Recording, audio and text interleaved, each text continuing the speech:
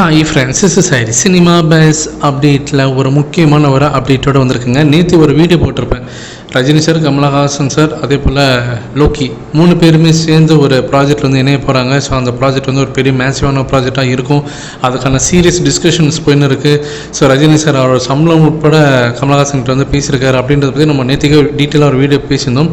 அதில் விட்ட நிறைய பேர் கேட்குறது, இந்த படத்தில் யார் மியூசிக் டைரக்டராக இருப்பாங்க, எப்போ இந்த ப்ராஜெக்ட் அறிவிப்பாங்க, இந்த நியூஸ் வந்து ஃபுல் அண்ட் ஃபுல் இப்போ கோல்டு வாட்டரில் ஆக்கிரமிச்சுனக்கு ட்விட்டர் ரூலில் போனாலே எல்லாம் இதை பற்றி தான் பேசுகிறாங்க. இதை பற்றி வேறு ஏதாவது டீட்டெயில் தெரிஞ்சால் சொல்லுங்கள் அப்படின்னு சொல்லி கேட்குறீங்க.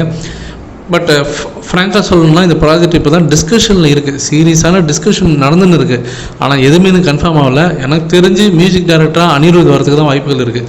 ஏன்னா விக்ரம் மாரி ஒரு பெரிய ஹிட் படம் பார்த்தினாக்கா லோகேஷ் கனகராஜ் கூட சேர்ந்து அனிருத் கொடுத்துருக்காரு கமலஹாசனுக்கு. அதே போல் ரஜினி சார் பண்ணாலே அனிருத் தான். இன்றைக்கி ட்ரெண்டில் இருக்கிறது அனிருத் தான்.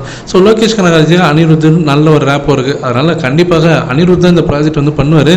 அப்படி இல்லைன்ற பட்சத்தில் ஏஆர் ரஹ்மான் பண்ணலாம். ஆனால் எனக்கு தெரிஞ்சு 80-85% வந்து அனிருத் தான் இந்த ப்ராஜெக்ட் பண்ண போகிறார். அதே போல் இந்த ப்ராஜெக்ட் எப்போ அனௌன்ஸ்மெண்ட் பண்ணுவாங்கன்னு சொல்லிட்டு நீங்கள் கேட்குறீங்க. எனக்கு தெரிஞ்சு மேபி நெக்ஸ்ட் வீக் வரலாம். அதாவது வரக்கூடிய வாரம் அநேகமாக விநாயகர் சதுர்த்தி அன்றைக்கி கூட வரத்துக்கு வாய்ப்புகள் நிறையா இருக்குது. மேக்ஸிமம் இன்னொரு 10 நாள் 15 நாளுக்குள்ளார இந்த ப்ராஜெக்ட் அனௌன்ஸ்மெண்ட் வந்துடும். இந்த கூலியோடைய அந்த வைப்ஸ் கொஞ்சம் அடங்கட்டும் அப்படின்றதுக்காக வெயிட் பண்ணுறாங்க. ரெட் ஜெயின் மூவிஸும் கமலஹாசனுடைய ஓன் ப்ரொடக்ஷன் தான் இந்த படத்தை வந்து ப்ரொடியூஸ் பண்ண போகிறாங்க. ரஜினி சார் வச்சுருக்கக்கூடிய கோரிக்கை என்னன்னாக்கா, கமலஹாசன்கிட்ட நீங்கள் எனக்கு சம்பளம் தாங்க, ரெட் ஜெயின் மூவிஸ் வேண்டாம் அப்படின்ற மாதிரி சொல்லியிருக்காங்க. ஸோ இவருடைய அந்த எல்லாமே காசு வாங்குறது எல்லாமே கொடுத்து வாங்குறது எல்லாமே பார்த்தினாக்கா ரெட் ஜெயின் மூவிஸ் பண்ணாமல் கமலஹாசன் தான் பண்ண போகிறாரு.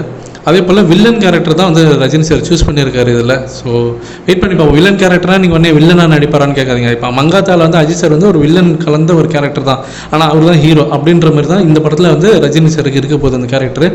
ஏற்கனவே லோகேஷ் கனகராஜ் சொல்லிருப்பார், 2 வயசாகக்கூடிய ஒரு கேங்ஸ்டர்ஸ் அவங்களுடைய வாழ்க்கையோட பயணம் எதை நோக்கி போகுது, அதில் வரக்கூடிய பிரச்சனைகள் என்ன, அதை அவங்க எப்படி சார்ட் அவுட் பண்ணி சால்வ் பண்ணுறாங்கன்றது தான் கதை அப்படின்ற மாதிரி ஒன்லைன் சொல்லியிருப்பார் ஏற்கனவே ஒரு இன்டர்வியூவில்.